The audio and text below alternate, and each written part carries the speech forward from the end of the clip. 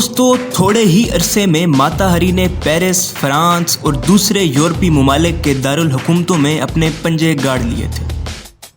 वो यहाँ की अशराफिया और हुकूमती ओहदेदारान में हर दिल अजीज बन चुकी थी। उसके मुनफरिद और मुकद्दस दिलचस्प रकायस यूरोप में धाक बिठा चुके थे। जंग के इस कड़े तरीन वक्त में जहाँ माएँ और बहनें अपने प्यारों को जंग में कुर्बान होने के लिए भेज रही थी, माता हरी अब भी अयाशी में ही जिंदगी गुजार रही थी। तारीख माता हरी पर जंगे अजीम अव्वल में जर्मन जासूसा का इल्ज़ाम लगाती है। इस इल्ज़ाम में कितनी हकीकत है? फ्रांस में फौजी ओहदेदारान ने माता हरी को किस तरह जाल में फंसाकर धोखा दिया और माता हरी के साथ ये सब क्यों हुआ? मैं हूँ ज़ैन कलीम और माता हरी पर वीडियो के इस दूसरे हिस्से में हम आपको यही सब बता रहे हैं।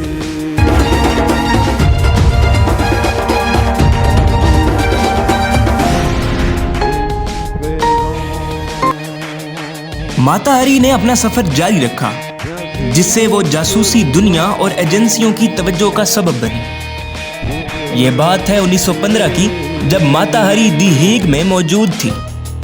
उसे एम्स्टरडैम के जर्मन कौंसल में मदऊ किया गया, जहां उसकी मुलाकात कार्ल क्रोमर से हुई। उसने माता हरी को जर्मनी के लिए जासूसा बनने के इवज 20,000 फ्रांसिस की पेशकश की, जो मौजूदा दौर की करेंसी में 1 करोड़ पाकिस्तानी रुपयों के बराबर है। यह रकम माता हरी ने कबूल कर ली, लेकिन जब जंग छिड़ी तो जर्मन्स ने उससे यह रकम जब्त कर ली और बदले में माता हरी ने मुलाजमत की इस पेशकश को तर्क कर दिया। उसी साल जब वो समंदर के रास्ते नीदरलैंड से फ्रांस वापस जा रही थी, तो रास्ते में मौजूद बरतानवी बंदरगाह में एक इंटेलिजेंस ऑफिसर ने मुसाफिरों से जांच पड़ताल की। माता हरी और उसके सामान से कुछ बरामद ना हुआ, लेकिन ऑफिसर ने यह नोट किया, ये लड़की इंतहाई हसीन, बहादुर और कई ज़बानों पर महारत रखती है, जिनमें अंग्रेज़ी, इटालियन, जर्मन, फ्रांसीसी और विलंदेजी शामिल थी। ये तफ्तीशी अफसर इस लड़की से बिल्कुल गैर मुतमईन था। हो सकता था कि माता हरी को वापस बरतानिया जाने की इजाज़त ना मिलती। पेरिस वापस आकर वो एक बड़े होटल में रहने लगी। वो मर्दों की तवज्जो की इतनी आदी हो चुकी थी कि इब्तदाई चंद दिनों में उसे मालूम ही ना हुआ कि उसका पीछा किया जा रहा है। माता हरी पार्क, बोतीक की दुकानों, चाय खानों, रेस्टोरेंट्स और नाइट क्लब समेत हर जगह जाती, और यही वजह थी कि जंग की वजारत में कायम जासूसी यूनिट के सरबराह जॉर्ज लेडॉक्स ने अपने आदमियों को उसके पीछे लगा रखा था। उन्होंने माता हरी को मौसूल होने वाले खतूत और टेलीफोनिक गुफ्तगू की छानबीन की और नजर रखी कि वो किन लोगों से मिलती है। इस सब के बावजूद कोई उन्हें ऐसे शवाहिद ना मिले जिससे ये साबित होता कि वो अहम तरीन हसास मालूमात इकट्ठी कर रही है या जर्मन एजेंट्स तक पहुंचाती है। 1916 में जंग फ्रांसीसियों के लिए बहुत खतरनाक हो रही थी। जर्मन्स ने 2 बड़ी खूनखार जंगों, सोम और वर्डन में बुरी तरह उन्हें मारा। जंग में नई इस्तेमाल होने वाली जहरीली गैस फासन के खौफ और बीमारी की वजह से हजारों सिपाही मारे गए और उससे ज़्यादा जख्मी हो गए। इस सब के होते हुए फ्रांसीसी सिपाहियों के हौसले पस्त हो गए और कुछ सिपाहियों ने लड़ने से भी इनकार कर दिया। लेडॉक्स ने यह महसूस किया कि अगर किसी मुसद्दिका जासूस को गिरफ्तार कर लिया जाए तो उससे फ्रांसीसी सिपाहियों के जज्बे बुलंद होंगे और जंग की ये कोशिश दोबारा तेज हो जाएगी। ये सारा किरदार माता हरी के लिए तैयार किया जा रहा था, जबकि माता हरी दूसरे मसाइल में उलझ गई। माता हरी एक नौजवान रूसी कप्तान व्लादिमीर मैस्लोव से मिली, जो फ्रांस के लिए जंग लड़ रहा था। बहुत पहले मैस्लोव जहरीली गैस फैसन का शिकार होकर अपनी एक आंख की बीनाई खो चुका था। माता हरी को इस नौजवान रूसी कप्तान से मोहब्बत हो गई और उन्होंने शादी करने का फैसला किया। मैस्लोव की तैनाती के लिए माता हरी को उसके दोस्त जीन हेलोर ने मशवरा दिया। جین ہیلیور جنگی محکمے اور چیف جاسوس لیڈاکس کے لیے کام کرتا تھا، جس سے ماتا ہری بے خبر تھی۔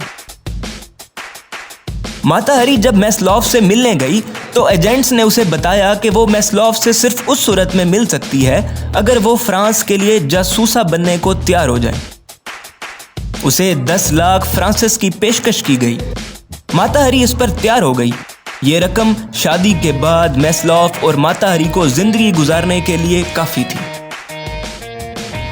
لیڈاکس نے ماتا ہری کو اسپین کے راستے دی ہیگ جانے اور مزید ہدایات کے لیے انتظار کرنے کا کہا۔ بہت سی ملاقاتوں کے باوجود ماتا ہری کو کوئی خاص معلومات کسی خاص شخص کو نشانہ بنانے کا نہ کہا گیا، اور نہ ہی اسے فنڈز اور معلومات پہنچانے کے کسی بہتر ذرائع کے متعلق بتایا گیا۔ ماتا ہری نے آخر کار خط لکھا کہ اسے ہدایات جاری کی جائیں تاکہ وہ اپنا مشن مکمل کر سکے۔ ماتا ہری واپس اسپین چلی گئی۔ لیڈاکس کی ہدایات کے مطابق اسے نیدرلینڈ میں ایس ہولینڈیا پر کام کرنا تھا۔ دوستو، یہ نیدرلینڈ میں کام کرنے والی نیشنل سوشلسٹ موومنٹ تھی جسے مئی 1945 میں بین کر دیا گیا تھا۔ راستے میں برطانوی بندرگاہ پر مسافروں کو دوبارہ روکا گیا، جن میں ماتا ہری بھی شامل تھی۔ 1 سال پہلے ماتا ہری کی ہونے والی تفتیش سے ماتا ہری دوبارہ شک کی نظر میں پائی گئی۔ اسے مزید پوچھ گچھ کے لیے لندن لایا گیا، جہاں کئی زبانوں میں اس سے تفتیش کی گئی۔ پچھلی بار ہی کی طرح اس سے کچھ مجرمانہ معلومات نہ مل سکی، لیکن ماتا ہری خوف زدہ ہو گئی جب اسے یہیں رکھنے کا فیصلہ کیا گیا۔ انہوں نے یہ پتہ چلانے کی کوشش کی کہ وہ واقعی مارگریٹا زلے ہے یا پھر کلیرا بینڈکس۔